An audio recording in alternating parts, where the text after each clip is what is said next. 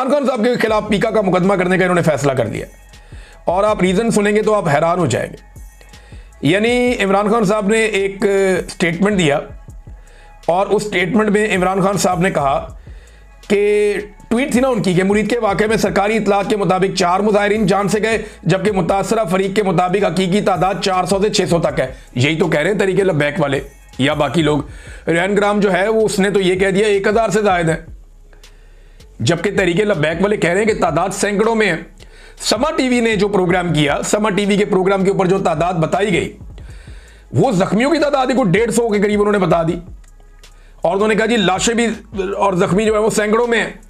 ये समा टीवी के ऊपर चला, वहां पीका नहीं लगा, वहां पे पीका ने कोई एक्शन नहीं लिया और इमरान खान जिसने दोनों का मौक़िफ़ बयान किया उसके ऊपर पीका लगाने का फैसला कर लिया गया।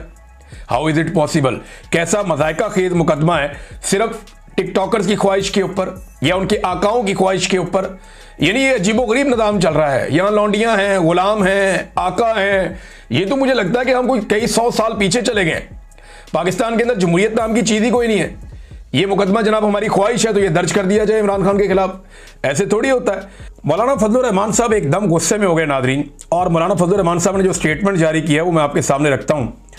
फजलुर रहमान साहब ने अपने कारकुनों को कहा कि जनाब इस्लामाबाद जाने की तैयारी करें और अब हम इस्लामाबाद जाएंगे। फजलुर रहमान साहब ने कहा कि आज किसी का माई का लाल जो है वो पाकिस्तान में इसराइल को तस्लीम करने की बात करने की जुर्रत नहीं कर सकता। फजलुर रहमान साहब एकदम गुस्से में आए और उन्होंने कहा जी कि पार्लियामेंट एस्टेब्लिशमेंट के घर की लौंडी है, अब ऐवान की नहीं मैदान की हैसियत है। ये मैदान जिंदा है तो हम जिंदा हैं, जाली ऐवान को ठोकर की नोक पर रखते हैं। ये जनाब फजलुर रहमान साहब कह रहे हैं। फजलुर रहमान साहब को हुआ क्या, गुस्से में क्यों आ गए, गौर कीजिए जरा थोड़ा सा। वो ये कहते हैं जी इलेक्शन का मैंडेट नहीं है, जाली हुकूमत है, मैं नहीं मानता, और ये इलेक्शन ही जाली था, धांधली ज़दा था, चोरी का मैंडेट कबूल नहीं है। इसी चोरी के मैंडेट के साथ मिलकर फजलुर रहमान साहब ने आईनी तरमीम करवाई है, 26वीं आईनी तरमीम, और इन्हीं के साथ मिलकर फजलुर रहमान साहब ने इमरान खान साहब की पहले हुकूमत गिराई और उसके बाद इमरान खान साहब का रास्ता बार बार रोका है। इसी जाली मैंडेट में फजलुर रहमान साहब ने मखसूस नशिस्तें कबूल की हैं और अभी इसी मैंडेट के तहत अगर फजलुर रहमान साहब से जो उनको आसरा मिल गया था कि उनका भाई वज़ीर आला खैबर पख्तूनख्वा बन जाएगा, अगर वो कर दिया जाता तो उन्हें कबूल था, लेकिन क्योंकि उनका भाई वज़ीर आला नहीं बन सका तो लगता है फजलुर रहमान साहब को इस वजह से गुस्सा है। देखिए फजलुर रहमान साहब के साथ होता क्या, उनके साथ वादे तोड़ दिए जाते हैं। माजी में उन्हें एक पेशकश थी और बड़ी पुरकशिश पेशकश थी। फजलुर रहमान साहब को लगता था कि उन्हें सदर पाकिस्तान बनाया जाएगा, नहीं बनाया गया, उन्हें इस्तेमाल कर लिया गया टिश्यू पेपर की तरह। अब फजलुर रहमान साहब को लगा कि उनके भाई को वज़ीर आला बनाया जाएगा, थोड़ी सी सीटें, चंद सीटों के बावजूद बना देंगे। कैसे बना देंगे भाई? ऐसे बनाएंगे जैसे 17 सीटों पे शहबाज शरीफ को वज़ीर आज़म बना दिया तो मेरे भाई को भी बना दो वज़ीर आला। लेकिन नहीं बनाया गया ना। प्रॉब्लम यह है कि क्यों नहीं तोड़े पाकिस्तान तहरीक इंसाफ के बंदे, चादर और चार दीवारी का तकद्दुस क्यों पामाल नहीं किया, बंदे गायब क्यों नहीं किए, लापता क्यों नहीं किए, अगवा बराए बयान क्यों नहीं हुआ, और प्रेशर क्यों नहीं डाला गया एस्टेब्लिशमेंट की जानिब से जैसा प्रेशर शहबाज शरीफ और उनकी फैमिली के लिए बनाया गया था। फजलुर रहमान साहब का शिकवा जायज़ है, उनकी उम्मीदें बहुत बढ़ जाती हैं इस निज़ाम से, और फजलुर रहमान साहब हमेशा तारीख की गलत सिमत जाकर खड़े हो जाते हैं, जिसकी वजह से अवाम में उनकी मकबूलियत मुतासर हो रही है। अवाम में जो लीडर जितना नीचे जाता है ना, एस्टेब्लिशमेंट की नज़रों में उसकी औकात कम होती चली जाती है और फजलुर रहमान साहब लगातार अपनी सियासी हैसियत को कमज़ोर करते चले जा रहे हैं। नाज़रीन, फजलुर रहमान साहब का तो ये स्टेटमेंट है। इमरान खान साहब ने जो ऑफ़र की हुई है कि मैं करवा देता हूँ अफगानिस्तान के साथ मामलात हल, इसके ऊपर हुकूमत को संजीदगी से सोचना चाहिए। उसकी वजह यह है कि आज वो एक ऐसा लीडर है जो आपके मामला तय करवा सकता है। आपको अफगानिस्तान से जो इस वक्त हुकूमत है उससे नफरत हो या मोहब्बत हो, कोई फर्क ही नहीं पड़ता भाई, उनकी हुकूमत वहां पे है। सऊदी अरब में बादशाहत है, दुबई में बादशाहत है, कतर में, बाकी मुल्कों में बादशाहत है। अगर आपको वहां फर्क नहीं पड़ता तो अगर डिक्टेटरशिप वहां पे अफगानिस्तान में, तो उससे आपको क्या फर्क पड़ता है? वहां पे जो मर्जी निजाम रहे भाई। ये तो नहीं हो सकता ना कि एक जगह उसी चीज के ऊपर आप कहें ठीक है, दूसरी जगह आप कहें नहीं ठीक नहीं है।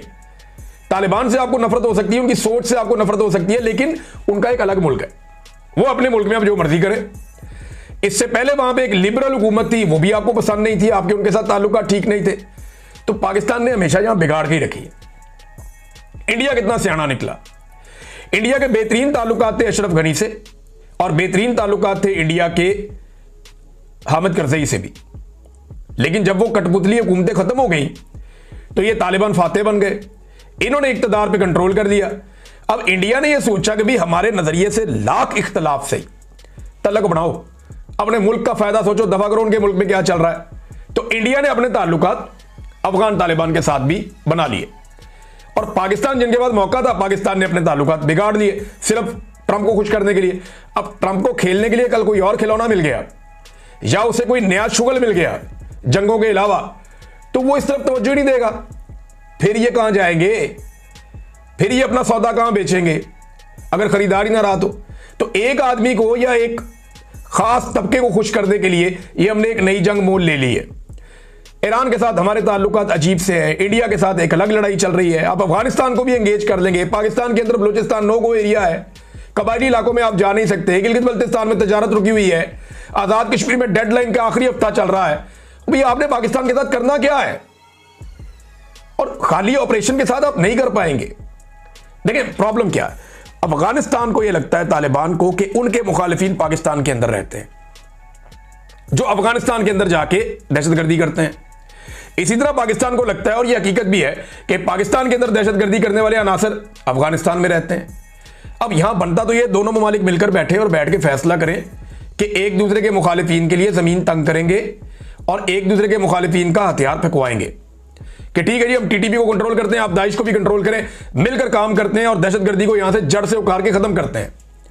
यह करने की बजाय हम आपस में दोनों मुल्क लड़ना शुरू हो जाएं, अफगानिस्तान और पाकिस्तान, तो इसका फायदा किनको होगा? इसका फायदा उन दहशतगर्दों को होगा जो पाकिस्तान को भी नुकसान पहुंचा रहे हैं और अफगानिस्तान को भी नुकसान पहुंचा रहे हैं।